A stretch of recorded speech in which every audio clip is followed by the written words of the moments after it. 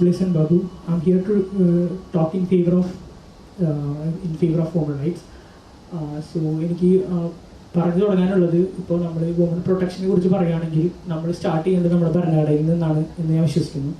Article 14, നമ്മൾ equality ഉറപ്പുവരുത്തുന്ന article 14 പഠിച്ചു കഴിഞ്ഞാൽ നമുക്കറിയാം എത്രത്തോളം നമ്മുടെ വുമൺ പ്രൊട്ടക്ഷന് അല്ലെങ്കിൽ വുമണിന് വേണ്ടിയിട്ട് നമ്മുടെ ലൈക്ക് ഇന്ത്യ എത്രത്തോളം സ്റ്റഡി ചെയ്യുന്നുള്ളതിൻ്റെ ഏറ്റവും നല്ല എക്സാമ്പിളാണിത്. ഇനി അടുത്ത് നമ്മൾ എടുക്കുകയാണെങ്കിൽ നമ്മുടെ IPCയിലേക്ക് പോകാം. IPC 304, 326, 354, 59, 60 ഈ ഏരിയയിലൊക്കെ ഒരുപാട് കവർ ചെയ്ത് പറയുന്നതാണ് വുമൺ പ്രൊട്ടക്ഷനെ കുറിച്ച്. വുമൺ പ്രൊട്ടക്ഷന് വേണ്ടിയിട്ട് സെപ്പറേറ്റ് ആയിട്ടൊന്നും ഇല്ലെങ്കിലും ഇങ്ങനെ ആർട്ടിക്കിൾസിൽ മെൻഷൻ ചെയ്യുന്നതാണ്. ഈവൻ ആസിഡ് റിലേറ്റഡ് ആയിട്ടുള്ള പ്രോബ്ലം തൊട്ട് ഏറ്റവും ചെറിയ കാര്യങ്ങൾ സെപ്പറേറ്റ് ആയിട്ട് റൂൾസ് നമ്മൾ ഫോം ചെയ്തിട്ടുണ്ട്. ഇനി നമ്മൾ ഡീറ്റെയിൽ ആയിട്ട് പോവുകയാണെങ്കിൽ വുമൺ പ്രൊട്ടക്ഷന് വേണ്ടിയിട്ടുള്ള വേറെയും ഒരുപാട് നിയമങ്ങൾ നമ്മുടെ ഇവിടെ ഉണ്ട്. പറയുകയാണെങ്കിൽ സെക്ഷൽ ഹറാസ്മെന്റിലുള്ള വർക്ക് പ്ലേസിലുള്ള ആക്ട്,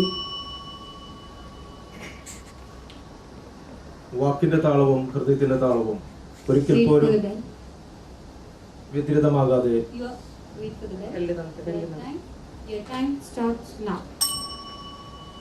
വാക്കിന്റെ താളവും ഹൃദയത്തിന്റെ താളവും ഒരിക്കൽ പോലും വ്യതിരിതമാകാതെ ഹൃദയവിശുദ്ധിയും ആത്മവിശുദ്ധിയും ജീവിതത്തിൽ ഉടനീളം പ്രാവർത്തികമായി തൻ്റെ ജീവനേക്കാൾ ഉപരിയായി തൻ്റെ മക്കളെയും തൻ്റെ ഭർത്താവിനെയും കുടുംബത്തെയും സമൂഹത്തെയും നന്മയിൽ കാണാൻ ആഗ്രഹിക്കുന്ന സ്ത്രീ സമൂഹം നിലവിലുള്ള ഈ ഇന്ത്യൻ സാഹചര്യത്തിൽ സ്വാതന്ത്ര്യത്തിൻ്റെ 75ാം വാർഷികം ആഘോഷിക്കുന്ന ഈ വേളയിലും സ്ത്രീ സുരക്ഷിതമല്ല.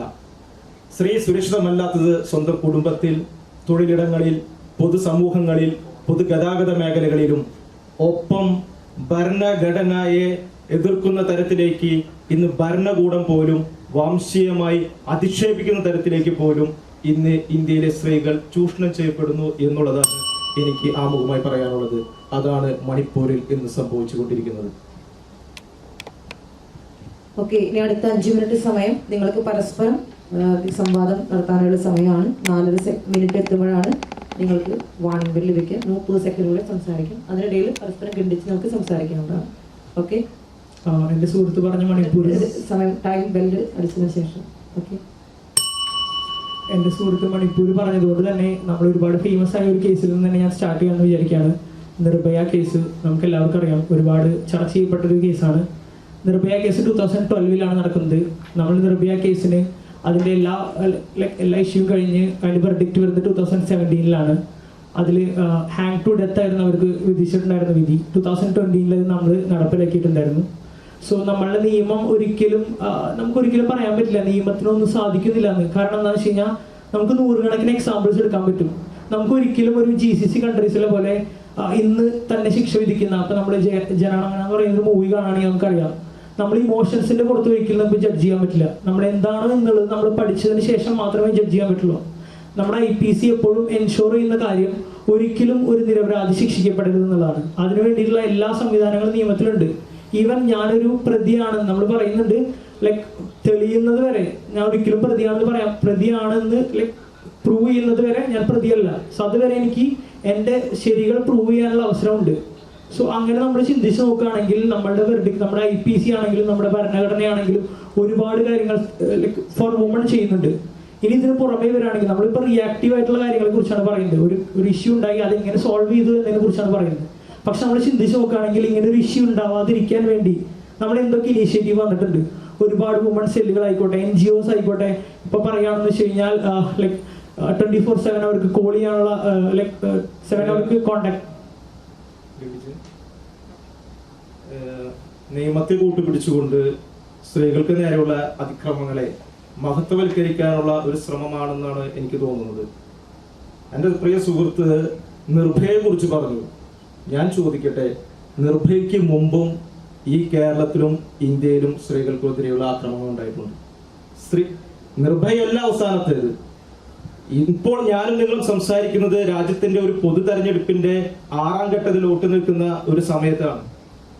നിർഭയയ്ക്ക് ശേഷം ഇന്ന് ഇന്ത്യയിൽ 2ാം ഘട്ട വോട്ടെടുപ്പ് കഴിഞ്ഞപ്പോൾ കർണാടകയിൽ പ്രജ്വൽ രേവണ്ണ എന്ന് പറയുന്ന ഇന്ത്യ ഭരിച്ച ദേവഗൌഡ എന്ന് പറയുന്ന പ്രധാനമന്ത്രിയുടെ കൊച്ചുമകനെ ഇന്ന് ആ പ്രദേശത്ത് തന്റെ കുടുംബവും അച്ഛനും നിരപരാധികളായ ഒരുപാട് സ്ത്രീകളെ ചൂഷണം ചെയ്ത് അത് സൈബർ ഇടങ്ങളിൽ പോലും അത് ആഘോഷിക്കപ്പെടുന്ന കാലഘട്ടത്തിൽ 6 ഘട്ടം തെരഞ്ഞെടുപ്പിന്റെ കഴിഞ്ഞിട്ടും ആ പ്രതിയെ പിടിക്കാനോ മാതൃകപരമായ ഒരു ശിക്ഷ നൽകാനോ സാധിച്ചിട്ടില്ല. മറുവശം ഇവിടെ കുട്ടികൾക്കെതിരെയുള്ള അതിക്രമങ്ങൾ നടക്കുന്നു. നിർഭയയുടെ കാര്യം പറയുമ്പോൾ ഇന്ന് ഇന്ത്യയിലെ സ്ഥിതി എന്താണ് പറയുമ്പോഴവര്? ഒരു സ്ത്രീക്കെതിരെയുള്ള ആക്രമണം നടന്ന് ആ സ്ത്രീ കൊല ചെയ്യപ്പെട്ടാൽ മാത്രം ശിക്ഷ ഉടനടി കൊടുക്കുന്ന തരത്തിലേക്ക് ഇന്ത്യയിലെ നിയമവ്യവസ്ഥ മാറി കഴിഞ്ഞിട്ടുണ്ട്. ഒരു കാര്യം കൂടി ചേർത്ത് വെക്കാനുണ്ട്. ഇപ്പോ നമ്മുടെ സുഹൃത്ത് പറയുന്ന സ്ത്രീകളുടെ അതിക്രമത്തെ കുറിച്ച് പറയുമ്പോൾ ഞാൻ ഇന്ത്യയുടെ ക്രൈം റേറ്റ് പറയാണ് 445 to 1 lakh. അതാണ് ഇന്ത്യയുടെ ക്രൈം റേറ്റ് വരുന്നത്. ഭയങ്കര വലിയൊരു ക്രൈം റേറ്റ് ഒന്നല്ല. ക്രൈം റേറ്റ് ഇത്രയുള്ളതിന്റെ അർത്ഥം എന്താണെന്ന് വെച്ച് കഴിഞ്ഞാൽ ഇവിടെ അതിക്രമങ്ങൾ not only for women and men. Like നമ്മുടെ നാട്ടിൽ അതിക്രമങ്ങൾ നടക്കുന്നുണ്ട്. നമുക്ക് ഒരിക്കലും ലൈക്ക് വുമന്റെ നേരെ മാത്രമാണ് നമ്മുടെ നാട്ടിൽ അതിക്രമം നടക്കുന്ന രീതിയിൽ അവിടെയും ഒരു പ്രധാന പ്രശ്നമുണ്ട്. രാജ്യത്ത് 24 മണിക്കൂറും ഒരു ദിവസം 24 മണിക്കൂർ പൂർത്തീകരിക്കുമ്പോൾ 10 ബലാത്സംഗ കേസുകളാണ് ഈ രാജ്യത്ത് റിപ്പോർട്ട് ചെയ്യപ്പെടുന്നത്. ഇന്ത്യ എന്ന് പറയുന്നത് നമുക്കറിയാം, സാക്ഷരതയിൽ ലോകശക്തിയിൽ 3ാം സ്ഥാനത്ത് നിൽക്കുന്ന ഇന്ത്യ എന്ന രാജ്യത്ത് 24 മണിക്കൂറിൽ 10 ബലാത്സംഗ കേസുകളാണ് ഇന്ന് റിപ്പോർട്ട് ചെയ്യപ്പെടുന്നത്. ആക്ച്വലി ഇത് NCRBയുടെ റിപ്പോർട്ടാണ്. 2018-17-2021 NCRB റിപ്പോർട്ട് വന്നത്. ഈ റിപ്പോർട്ട് പ്രകാരം 21 റിപ്പോർട്ട് പ്രകാരമാണ് ഈ പറയുന്ന കാര്യം ഉണ്ടായത്. അത് ഞാനും അംഗീകരിക്കുന്നു. നാഷണൽ ക്രൈം റെക്കോർഡ് ബ്യൂറോ പ്രകാരം 2023 അപേക്ഷിച്ച് 2022 അപേക്ഷിച്ച് 2023 13,000 കേസുകൾ ഇന്ന് സ്ത്രീകൾക്കെതിരെ ഉണ്ടെങ്കിൽ അടുത്ത വർഷം അത് 2,000 കേസുകൾ വർധനയാണ് ഉണ്ടായിരിക്കുന്നത്. ഓരോ വർഷവും 2,000 കുറയുന്നതിന് പകരം കൂടുന്ന അവസ്ഥ ഒരു ജനകീയ സർക്കാരുകൾ അല്ലെങ്കിൽ ജനാധിപത്യത്തിൽ വിശ്വസിക്കുന്ന ഈ രാജ്യത്ത് ഭൂഷണമാണോ? അപ്പോൾ എന്ത് നടപടിയാണ് ഈ ഭരണ സംവിധാനത്തിന്റെ കീഴിലും ഈ നിയമത്തിന്റെ കീഴിലും? ആർട്ടിക്കിൾ പറഞ്ഞു 13ഉം 14 പറയുന്നത് തുല്യതയ്ക്കുള്ള പറയുമ്പോൾ തുല്യത സ്ത്രീകൾക്ക് കൂടെ കൊടുക്കുന്നു. ഞാൻ ആൻസർ പറഞ്ഞോട്ടെ. ഇതിലൂടെ ആഡ് ചെയ്യുന്ന കാര്യങ്ങൾ പറയട്ടെ. നമ്മൾ ഈ പറയുന്ന റിപ്പോർട്ട് പ്രകാരം ക്രൈം റേറ്റ് ഇൻക്രീസ് ആക്കി എന്ന് പറയുമ്പോൾ അതിൽ നിന്ന് ഈ ഒരു കാര്യം മാത്രമല്ല മനസ്സിലാക്കേണ്ടത്. ഇതിൽ മറ്റൊരു ഇമ്പോർട്ടന്റ് പോയിന്റ് കൂടി ഇരിക്കുന്നുണ്ട്. ക്രൈം റേറ്റ് കൂടുക എന്ന് പറയുമ്പോൾ വുമൺ എംപവർമെന്റ് അവിടെ നടന്നതിനുള്ള എക്സാമ്പിൾ ആണ്. കഴിഞ്ഞ 10 വർഷമായിട്ട് വുമൺ എംപവർമെന്റിന് വേണ്ടിയിട്ട് ഗവൺമെന്റിന്റെയും NGOയുടെ ഒരുപാട് മൂവ്മെന്റ്സ് നടന്നിട്ടുണ്ട്. അതിന്റെ ആഫ്റ്റർ എഫക്റ്റ് ആയിട്ട് ഇന്ന് ഏതൊരു വുമണും അവരുടെ അഭിപ്രായം പറയാനുള്ള സ്വാതന്ത്ര്യമുണ്ട്.